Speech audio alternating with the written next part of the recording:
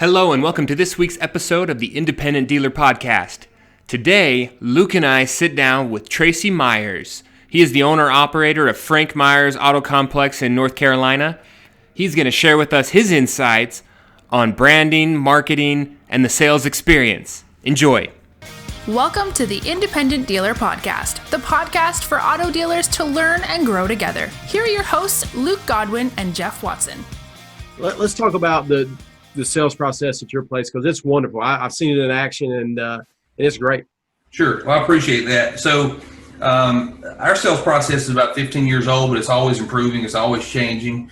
Sometimes it doesn't improve first. It gets worse first, but we change it. And sometimes it works and sometimes it doesn't. We test a lot. All the word tracks, which I don't think word tracks is a dirty word, by the way. A lot of people say, well, why do you use scripts? Just be real. I think you can be real and use word tracks. If I say good morning, you're going to say good morning. That's a built-in script, built-in word track we have. So, and psychology is involved in a lot of what we do. Closed-ended questions, open-ended questions, things like that, which is sales one-on-one, but dealers still don't use it. We mystery shop our competition a lot. And it amazes me. In 2019, dealers are still saying, hey, can I help you? It drives me crazy. Do we ever do that, man? You know, there's 7 salespeople and 30 customers in the showroom. I'm not saying we haven't done that in a hurry, but man, that's not part of our process. So, and we have people that say, man, that's not the way I buy cars. And there's a couple things we can, meaning our process. I don't know what you're doing. This is the way other people do it. And I love that. And I just heard that yesterday. I was behind the sales desk and somebody walked in and, hey, welcome to Frank Myers Auto. My name's Billy. What's your name? Second question, have you been here before? Which sounds like a very simplistic question. I guess it is. But I go to a lot of restaurants because I travel quite a bit, and really nice restaurants always ask that. And if you say yes, it's, hey, welcome back. Glad you decided to come back.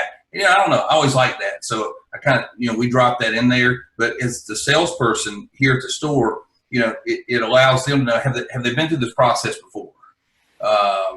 And how long has it been? It's not a matter of, are they skating a salesperson or taking someone else's deal? Because our team doesn't work on commission, which we can talk about later if you want to, but that's not important. But we also know from our experience in the business that customers will shop salespeople as well, which is a strange thing in of itself. But once they do that, we take them right to the Prize and Registration Center, which is our also information center, which is also a trade appraisal center. Whatever you're trying to get that day, it's at that kiosk. It's like going into Verizon. I went to Verizon the other day, and when I went in, they say, hey, welcome to Verizon. What's your name? First thing they said, hey, my name's Tracy Myers. Hey, welcome to the store. Are you currently a Verizon customer? And I say, absolutely. And they say, oh, great. So are you here today to buy something new or replace something you have? I'm like, man, I love this, right? And then they tell me there's a 12 to 15 minute wait, and they throw my name up on the sign and put a number next to it, okay? And most of the time it's not that long of a wait, but I know that there's a lot of psychology involved in that. It's kind of like when you fly. When they tell you the flight's going to be an hour and 45 minutes and the pilot, I always tell my wife, she laughed, how did you know that? And I'm like, because it always happens, just to make them look good. The pilot says, hey, it looks like we're going to arrive a little early today for a flight. And I'm like, oh, man, these guys are fantastic, right? They knew they were going to arrive early before they left. So we actually have a number system because after 2 o'clock in our store, there's usually a wait. It's almost like a deli. Bad thing. I actually like them to wait 8 to 10 minutes. And the looks on their faces, if they've never been here, I got to start getting pictures of those because I'm like, really? Yeah. For a salesperson? Absolutely. We're having a big sale right now. There's an 8 to 10 minute wait. But the good news is you get to take advantage of the same opportunities that they get to take advantage of. So we'll call your name when we're ready for you and we'll come out to get you. You don't feel like you get a loss. You don't get a fall off there where people are like, I don't want to wait. I don't know that we've ever had, from what I've seen the past since 06 with this process, I've actually never seen anyone leave. It actually has the reverse effect. They go and wait, and they almost have more buy-in. It's kind of the empty restaurant theory. Yeah. No one wants to eat at the empty restaurant. No one wants to really shop at an empty dealership. Yeah, tumbleweeds going across. Yeah, I do notice right now we are at a low inventory, and I think that almost brings in more traffic. Right. That same kind of philosophy. A little bit of scarcity, some demand creates more buyers. Well, before I bought the store, it's funny you said that. My dad was primarily a wholesaler. And my dad, and as a salesperson trying to sell, people would come back and they want to think about it. They want to shop your price. But he turned the inventory. He cleared the lot every 3 days. Now, obviously, we know that because we've wholesaled, a lot of times inventory comes back, but the customer doesn't know that. Mm-hmm. All they see is like they come by on Monday and the lot, there's 75 cars here or 100, and they come by on Wednesday and there's literally like 3 cars, and we're sitting here, what are we supposed to sell? But they're back on Friday, right? I don't know. And I actually think, looking back, I think it was a huge part of our success in the beginning because God knows we didn't have processes in place. My dad was wholesale mentality, and wholesalers are gunslingers by nature anyway. Mm-hmm. He didn't like dealing with the public. It took too long to make their mind up, make a decision if they were buying or not. He didn't like anything. Didn't like any of that. Me, I like talking to customers. I like to get to know the customers, and I like for them to come back. So that worked for me. But going back to the process, once we go to the Prize and Registration Center, that actually goes right into the CRM. So we get their updated information. We get a copy of their driver's license or ID. We get email address, multiple phone numbers, how they heard about us, which you're asking. So that's only as good as the answer they give you, but at least you're asking.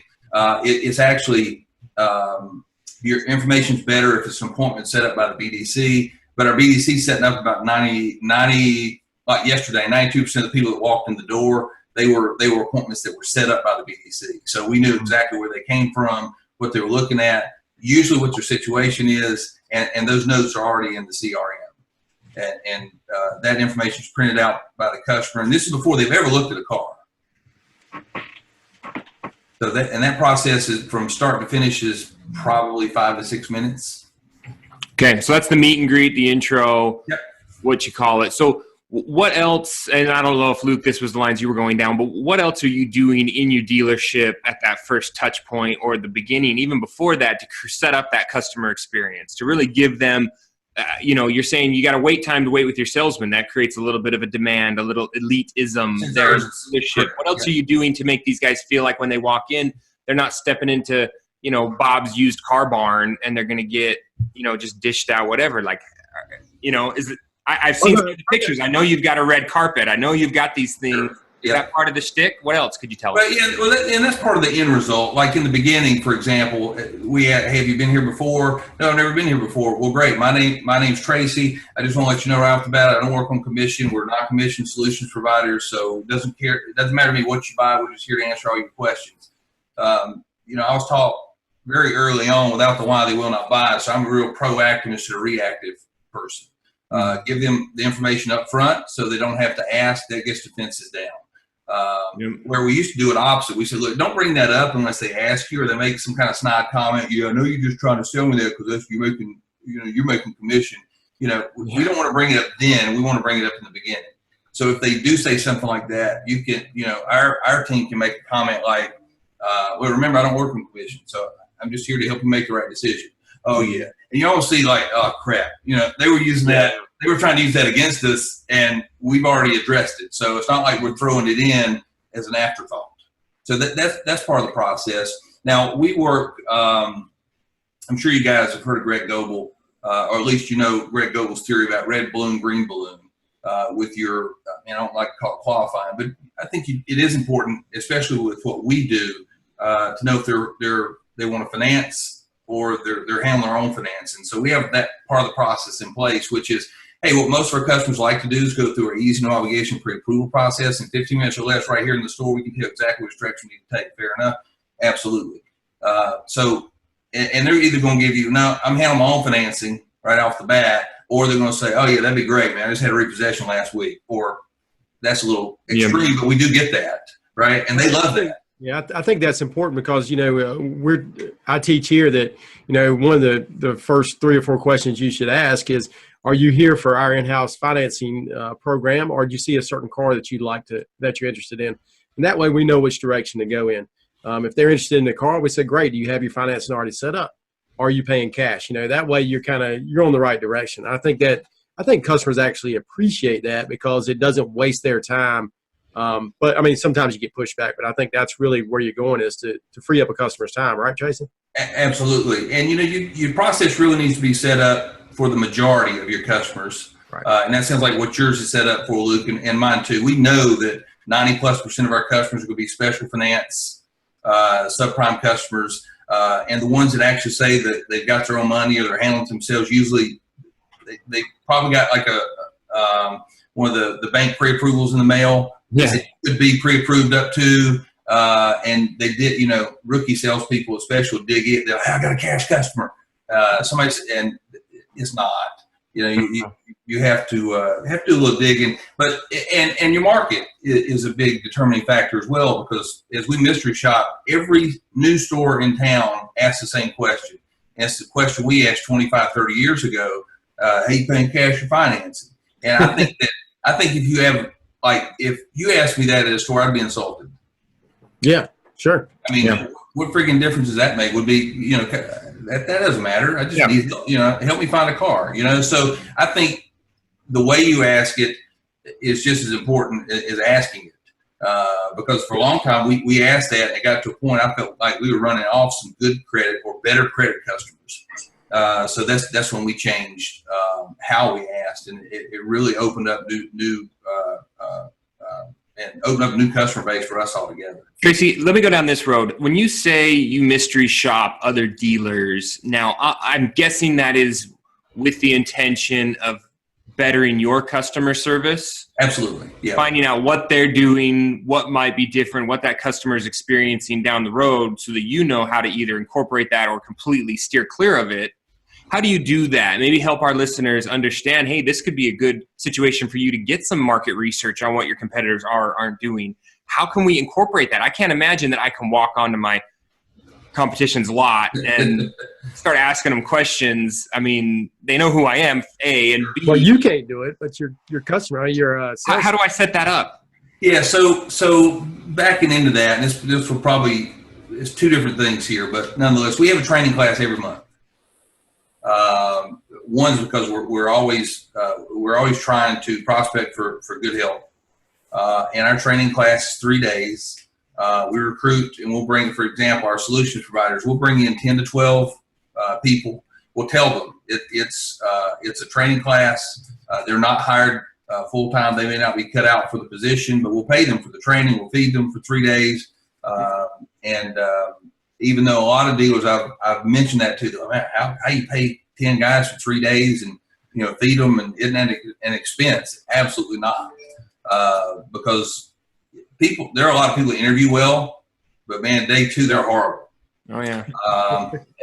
And they come in, and we just had one last week, as a matter of fact, because I hold the training classes. By the end of the 3rd day, we've got to make a decision: who are we keeping, who we're not keeping.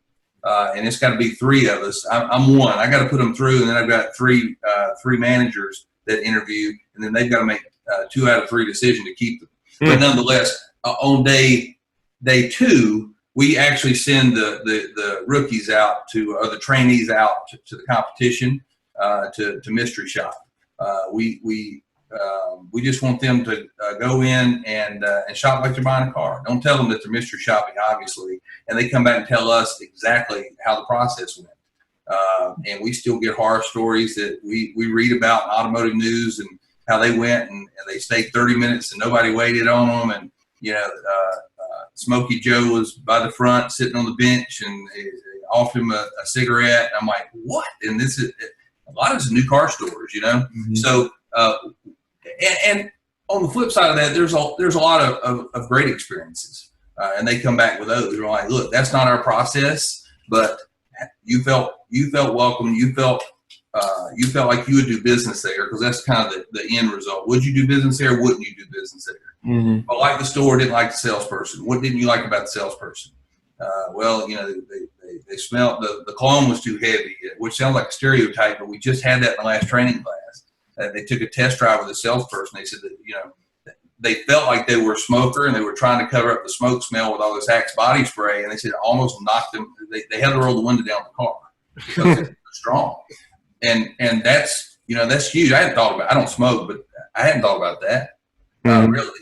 Cause I've got 2 or 3 here that do it. They Axe body spray it after a quick smoke break. And, I guess we get used to it. It's like, so we kind of ignore it. Yeah. But they bring that back, and then we have conversations with I have conversations with the management team. I'm like, look, man, can you believe that this happened at this store? Because, we know the owners. And to back up just a moment, we don't bring anybody into training that sold cars before. That's real important to us. We want people from the hospitality industry, like hotels, restaurants, waiters, waitresses. What's the person at the front of a restaurant? Hostesses. Hosts and hostesses usually work out great. People that work shoe stores can be fantastic. We've had some great people that did that. It's just I don't know, man. You can deal with people's feet all day. I think you can deal with a little look at cars. I don't know.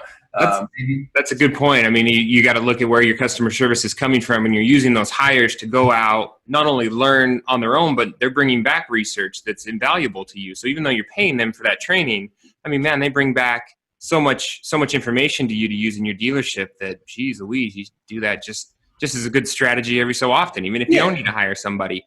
So not to take too much of your time, Tracy, I know it's valuable, but give us maybe 1 or 2 more points that you're using in your dealership that guys like us could get going today. Where do you see the common used car dealer falling flat in their customer experience? First and foremost, I think it's the experience at the store, which is very broad. But I think we need to look towards not other dealerships per se, but look at Amazon, especially companies like Amazon. Every dealer I mention that to, they say, well, I don't have Amazon's money. You don't have to have Amazon's money. You never will. And we never will, correct. But we need to look at that company grew so fast because they actually listened to customers. Car dealerships and car dealers, we have a tendency not to listen to our customers. Say this is the way we've always done things, and this is what works, and I'm making a lot of money. But, man, you look at companies like Amazon, how fast did they come on the scene? How fast did they gain their net worth, and how fast did they put Sears out of business, Toys R Us out of business, go down the list. And I think we can attribute all that to Amazon, quite frankly, because they listen to what customers wanted. You talk to folks that are, and I use a lot too, but take Uber. Uber's a great example. Uber is a business model that taxi cab drivers and taxi cab companies, that they would have laughed and did laugh at that when that came on the scene. Now, I don't take cabs anymore because Uber said, look, it's a pain to sit there and raise your hand and hail a cab. You don't know if anybody's in it or not, but guess what? I can now with my phone, I can actually control.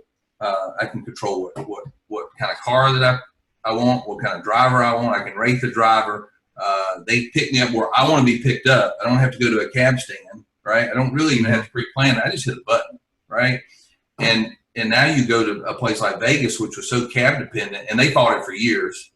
If you read that story, it's very interesting how the city of Vegas fought Uber for so long, and there were lawsuits. And the cab lines used to be like 45 minutes to an hour wait in off season for cabs. Well, now, and of course, they've still made it inconvenient because Vegas doesn't like Uber, but you have to walk across the deal and take an elevator up, right? But it takes like 7 minutes to get an Uber. Right. Even with the inconvenience. So I think we really need to look at things like that and bring where are the pain points, where are the customers having pain, and where all these companies that have used either technology, delivery services are becoming huge right now. We just brought that into our business about 6 months ago, where we'll bring the car to you, and we'll bring the paperwork to you, and a lot of people taking advantage of it. Nope, but it's there if they need it.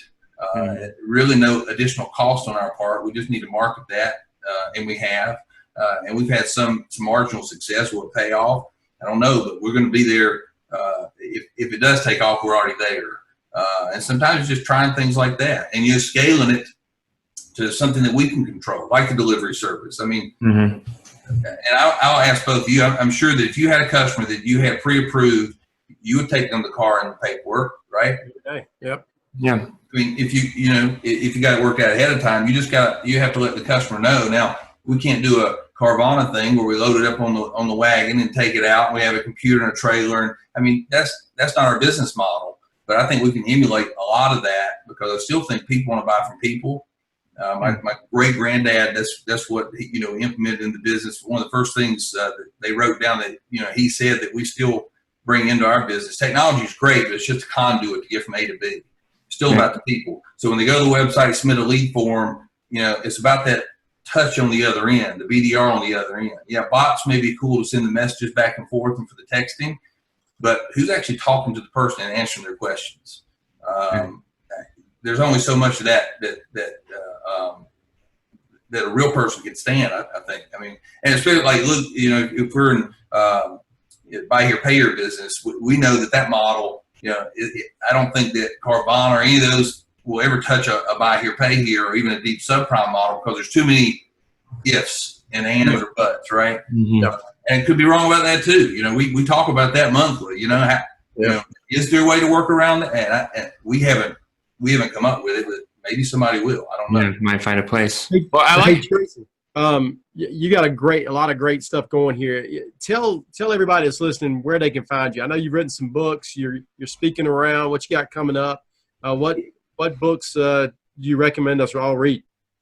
Yeah, so I'm actually speaking at the Innovative Dealer Summit next week, which is first time there. So that's really cool.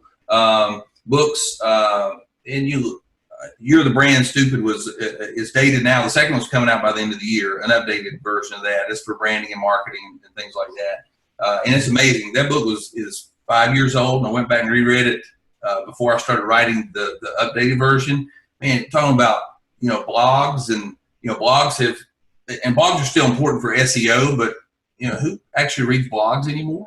Now it's podcast, right? It changes so fast. Mm-hmm. But in our industry, things it's crazy. I go to these conventions, I listen to these people, I'm like, man, they're talking about the same stuff they were talking about 6 and 7, 8 years ago. Some of them, not all of them.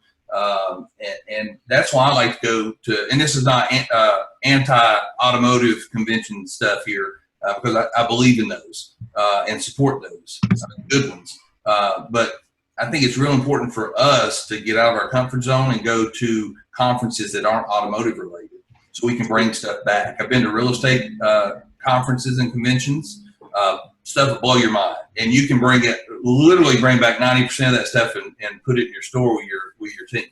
Wow. With leadership stuff, I mean, stuff that we're not even talking about yet. It's crazy. Seem like branding, personal branding's been kind of the buzzword for salespeople, especially the past 2 or 3 years. Yeah, you're the king of that, buddy.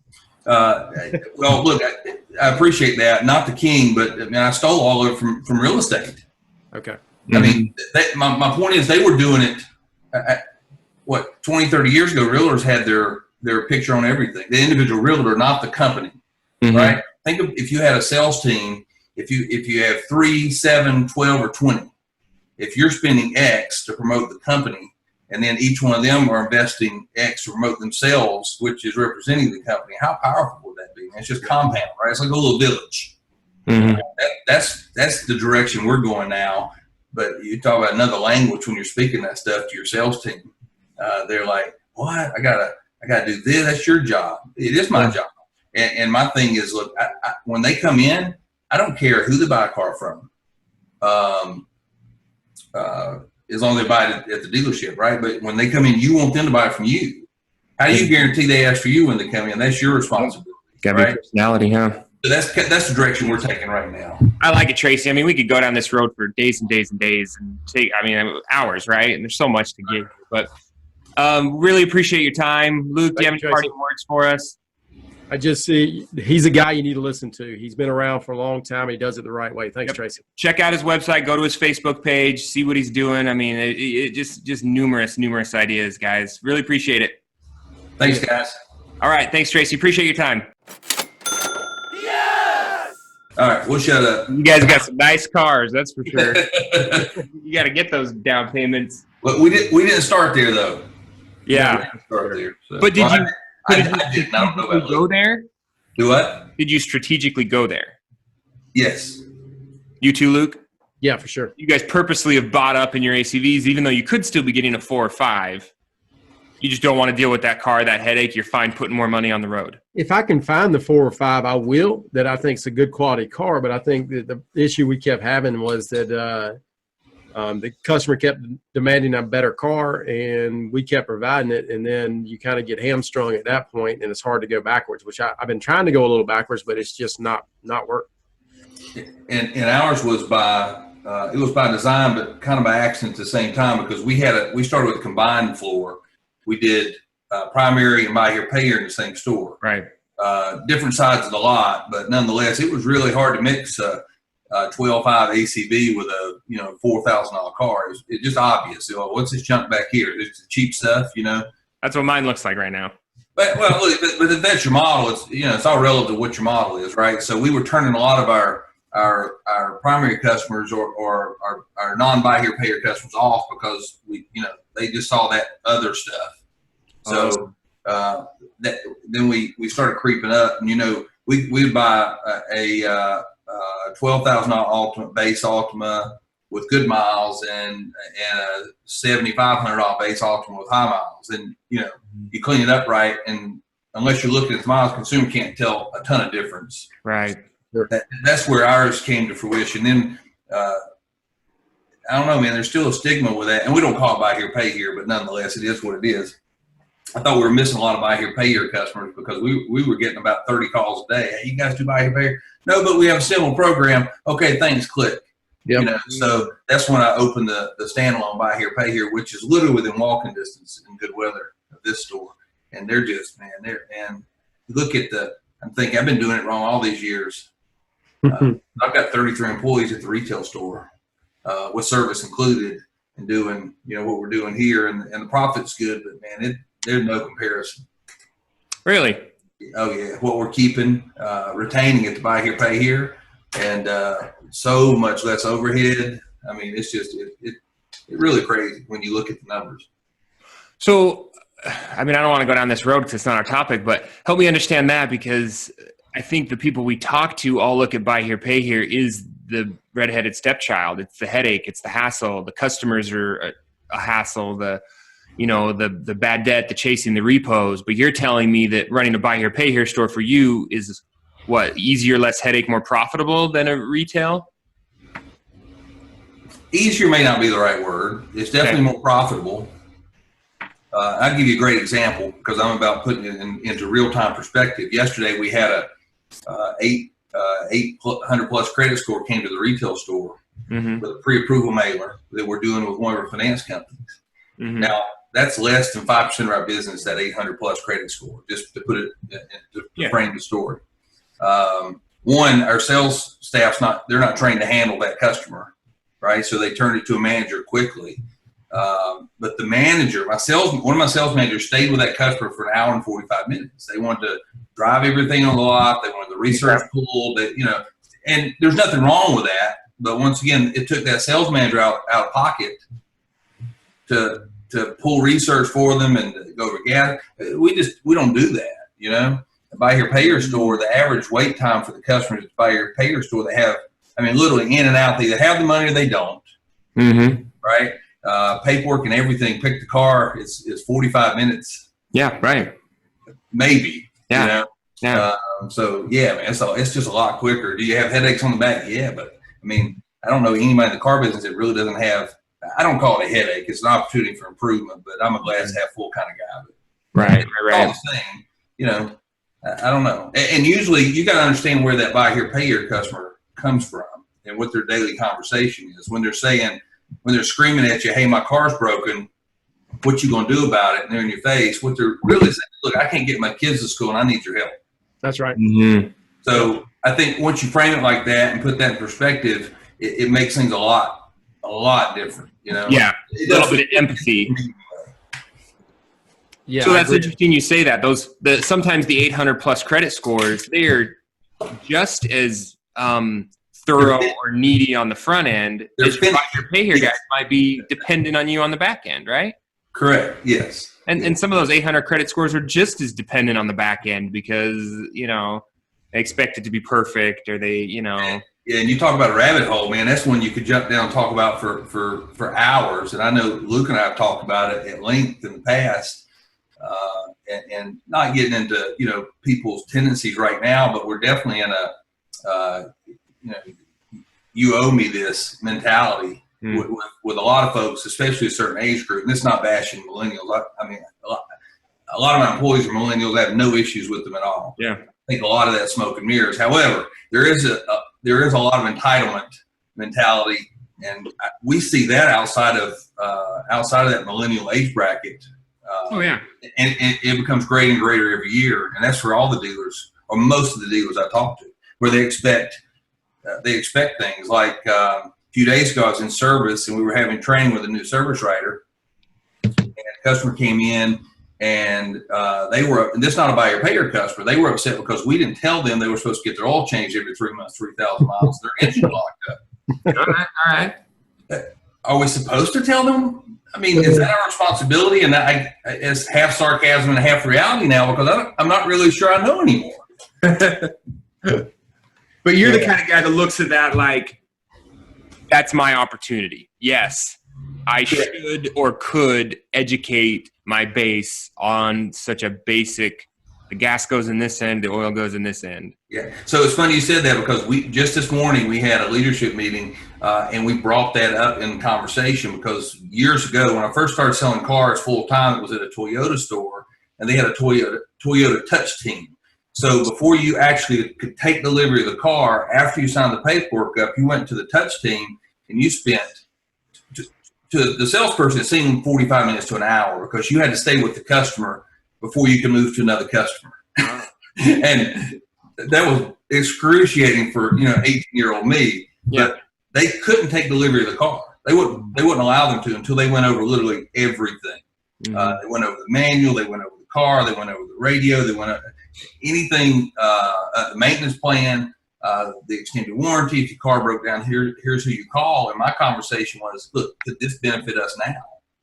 Maybe not 45 minutes in a box with somebody, but how can we make that problem go away? And is it a problem? Is that something they're just telling us because they knew it was wrong, they chose to neglect, rolled the dice, they lost they lost their gamble.